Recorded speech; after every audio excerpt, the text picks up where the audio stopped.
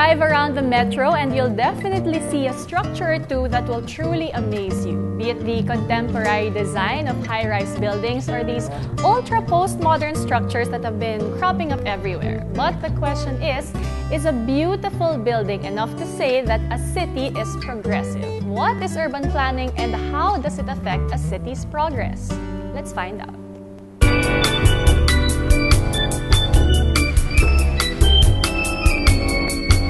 And what better way to explain it to us than to have someone who knows it by heart? Paolo is a landscape architect for over 30 years now. Aside from designing outdoor areas, structures, and landmarks, he is also an urban planner, a professor, a former editor of Blueprint magazine, and a columnist of the Philippine Star.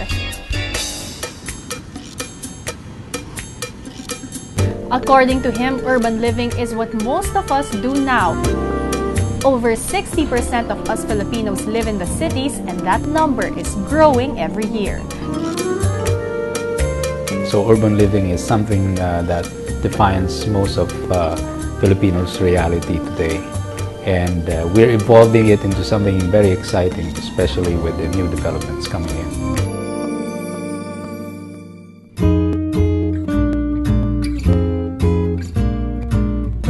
As we all know, any masterpiece starts with a plan, and so urban cities need planning and design before people can actually come in and live there.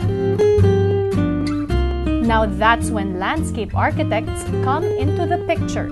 The real definition of architecture, urban design, or landscape architecture, any of the design professions, is not really the material structure. The more significant thing that we create are the spaces. The spaces defined by the architecture, by the gardens and landscapes, by the city and the districts.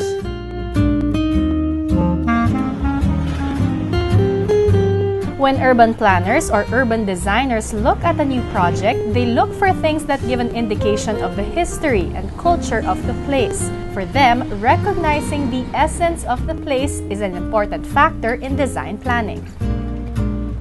And then we look at, of course, the present needs of whoever's going to live there. So we talk to the developer, we find out what their vision is, develop that vision, and then from that point try to find the best fit of that vision to the physical reality of the place.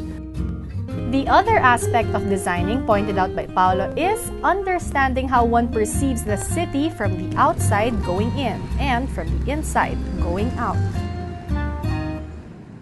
So for a visitor, that's important. The first impression is always one that is impressive. Say if you're coming from other districts and you enter Ayala Avenue, it's very impressive because it looks like the Wall Street of the Philippines, and the buildings are tall and all well made and gleaming, and everything is nice and orderly, and the sidewalks are made of granite. There's a large central area, so it has a very clear image to the visitor as they come in. They can orient themselves very well. That's very important. The image of a city has to be very clear. The aspirations that it projects must be very clear. So you must know, oh, this is a central business district, and then these are places where people live, work, and play.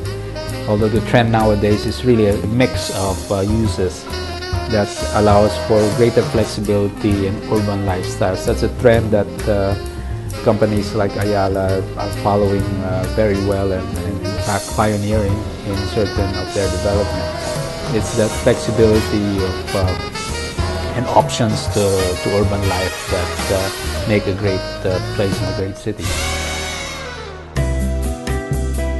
In the past few years, architect Paolo has been involved in a lot of urban design and improvement. Some of them include the development of Ayala Avenue and the streetscape from EDSA all the way to Hilpuyat Avenue. Redesigned the pavements to be all of granite.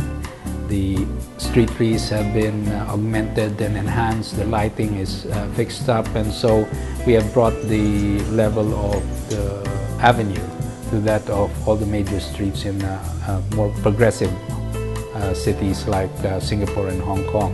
We're also working on the other main avenues of of Makati and in some of the areas that opportunities for public or outdoor space.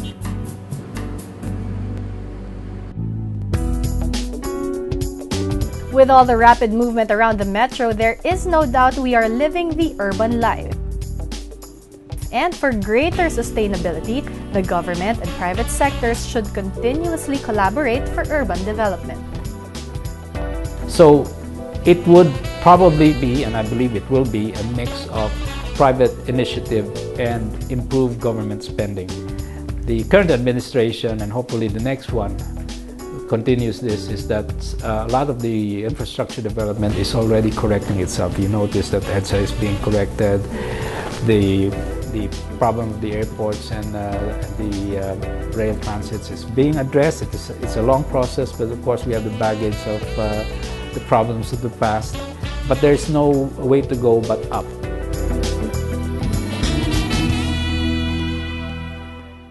As they say, you only live once, so it's best to live in a community where everything you want and need are within reach.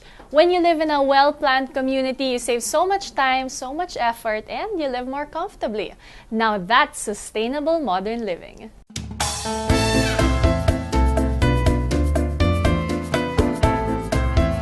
Ayala Land announced its plans around 2 years ago to invest 60 billion pesos in the development of 6 districts in the Makati Central Business District. Convenience is perhaps the most compelling reason to move into the city. When you live in the metropolis, you're just a stone's throw away from everything.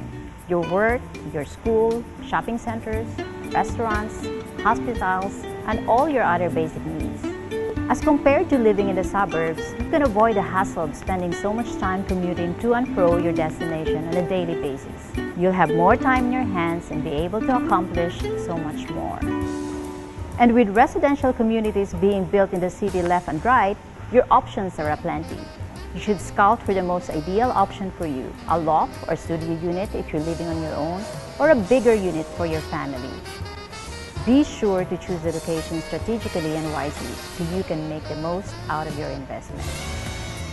At BDO, we partner with the country's leading real estate developers, giving our clients a wide array of properties and the best possible options to choose from. With BDO Home Loans' low interest rates and flexible payment options, you'll have the key to the home you've always wanted.